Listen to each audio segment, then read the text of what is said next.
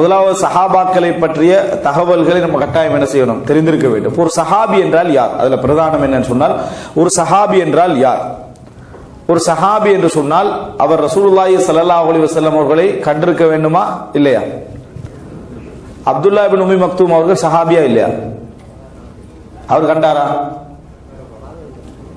கண்டிருக்கணும்டா, கண்டிருக்கணுமாக இருந்தால் அப்துல்லா இப்னு உம்மி மக்தூம் அவர்கள் சஹாபியா இல்லையா? சஹாபி. அப்ப நீங்க கண்டிருக்கணும் என்று சொல்றது சந்தித்து இருக்க வேண்டும். ரசூலுல்லாஹி ஸல்லல்லாஹு அலைஹி வஸல்லம் அவர்களை சந்தித்து இருக்க வேண்டும். நஜ்ஜாசி மன்னன் அவர்கள் சஹாபியா இல்லையா? அவர் ரசூலுல்லாஹி காலத்துல வாழ்ந்தாரு, ரசூலுல்லாஹி ஸல்லல்லாஹு அலைஹி வஸல்லம் தொழுவிச்சாரு, அப்படின்னு சஹாபி இல்லை அப்படியா? இப்படி கன்ஃபியூஸ் ஆகாம இருக்கிறதுக்கு தான் என்ன வரை விளக்கணைகள் கட்டாயம் என்ன தேவை. நபித்தோழர் என்றால் யார்? ஒரு உறுதியாக இருக்கிற எந்த ஒரு அறிவாக இருந்தாலும் உறுதியான ஒரு தகவல் சொல்லணும். ரசூலுல்லாஹி ஸல்லல்லாஹு அலைஹி வஸல்லம் தம்பியோட பேர் என்ன கேட்டா இங்க ஒரு அரவாசி பேர் கன்ஃபியூஸ் ஆயிரும். தம்பி இருந்தாரா இல்லையா? இவ்வளவு நாளும் சீரா படிச்சோம், தம்பியில பேர் தெரியாம படிச்சுக்கிறோமே அப்படி என்கின்ற பிரச்சனைகள்லாம் என்ன செய்யும், ஏற்படும். இருக்கலாம், இல்லாமலும் இருக்கலாம் என்று தெரிஞ்சீங்கன்னு சொன்னா அதுக்கு பேர் அறிவில்லை.